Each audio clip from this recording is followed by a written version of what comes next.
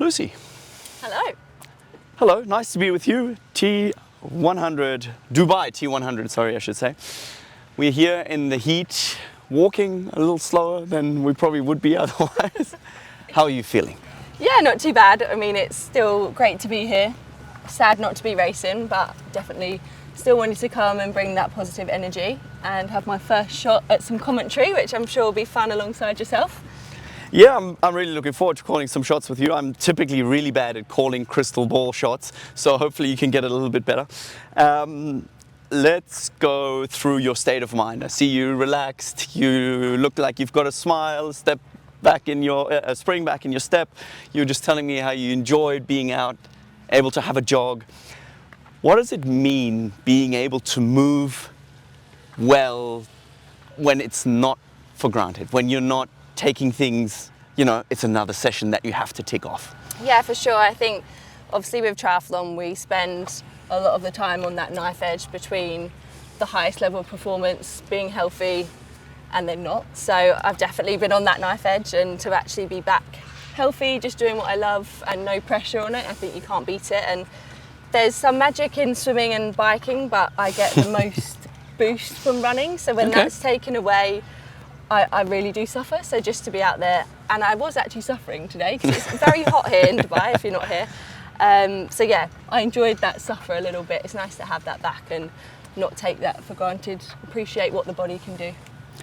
I think when I think of you, when I think of your career, other than, everyone's darling who comes out and brings out the smile and brings out the battle braids, I think of persistence, I think of grit, I think of overcoming and being a champion through thick and thin.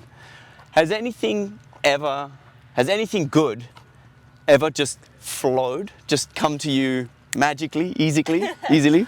I don't think so. I think maybe from the outside it sometimes looks like that these results just come, but behind the scenes it's always a lot of trial, tribulations, working really hard, overcoming those difficult times, and I've definitely had my fair share of those, but I'm sure you've definitely had those as well. So when you overcome it, I think it just makes those moments when it all comes together just so much more worthwhile. So in that painful time of being patient, it's just remembering that one day you're going to come out the other side and get that magical moment again. And what gives you the confidence? What gives you the confidence in believing? Is it something that you just it's inevitable? I remember injury or setback or motivation or whatever it was, I kind of always sat there and deep down, I never doubted. I found the doubt to be really strange. Yeah. How's that for you? Because everybody else looks at it, and some people, they're like, okay, well, you've done it once, that's it, or is this coming? Where do you come from to be like, no, see you next year, I'm going to be here and I am going to kick all of your butts?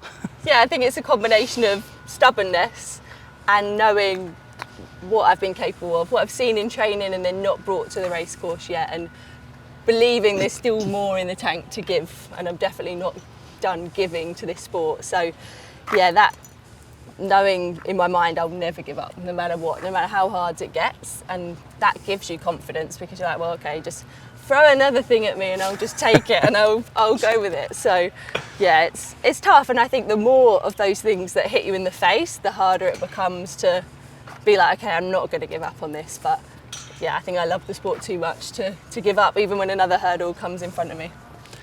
And with that, I think over the years you've kind of, people expect great things, right?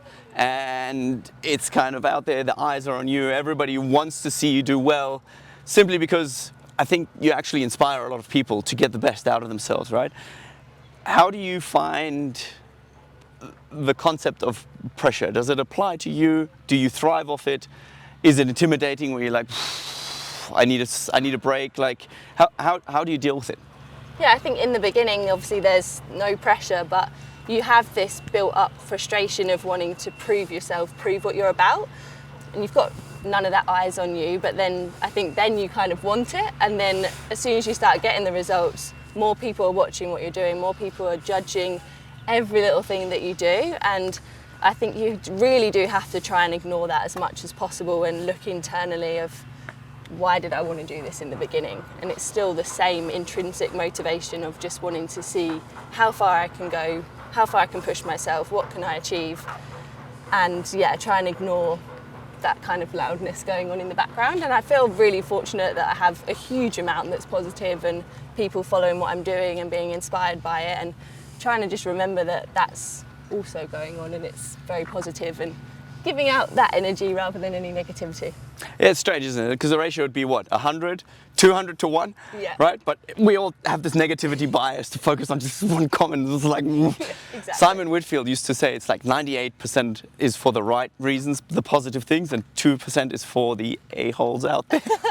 Kind of that negative motivation. Do you find that at all? Do you find like you take comments or little digs, do you take them on board sometimes and turn them into fuel?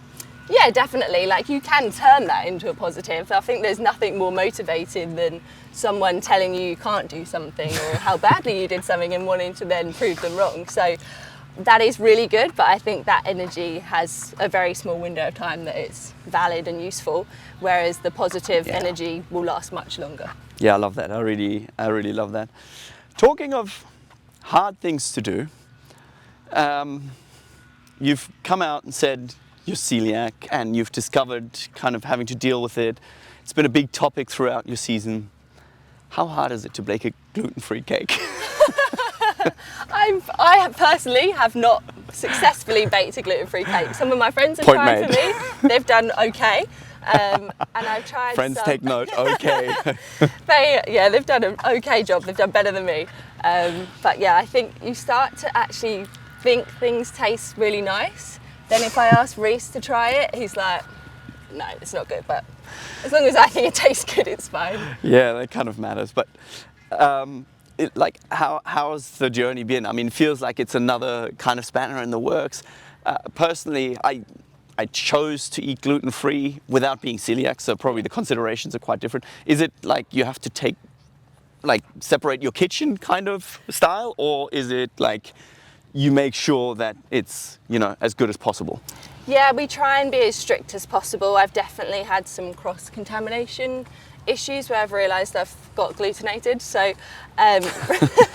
Reese has pretty much gone gluten-free as well, which I think, again, he's seeing benefits. There's still benefits if you're not celiac to not eating gluten. But the biggest thing has been, I used to be very spontaneous with eating out, and now it's a bit more of a structured thing, and I have to check with the restaurant that I can eat there first. So Really? It's taken that fun away a little bit, which is a bit frustrating because I'm a real foodie that loves to go and try different foods and eat out. So that's slightly more difficult. We're definitely eating out less and made more of our own food. But I think for the long run, I'm going to be healthier because I'm preparing my own food and just taking a bit more of that on board. Yeah, I mean, I guess they're the steps you take on board. I mean, the good thing is, always trying to find the positive, champagne is gluten-free.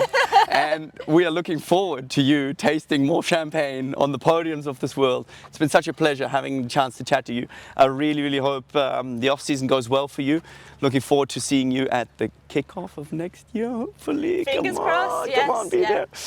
Fingers crossed you come and join us on the T100 stage once again and inspire the next generation. I think few people manage to inspire the young girls of tomorrow like you do. So I think that's a great job and hope you continue to be an ambassador for it. Well, thank you so much, and you were probably the biggest inspiration to me when I got in the sport. So following your journey and hopefully following slightly in your footsteps has been unbelievable. So thank you for that. I started at 34, so you've got plenty of time. Thank you.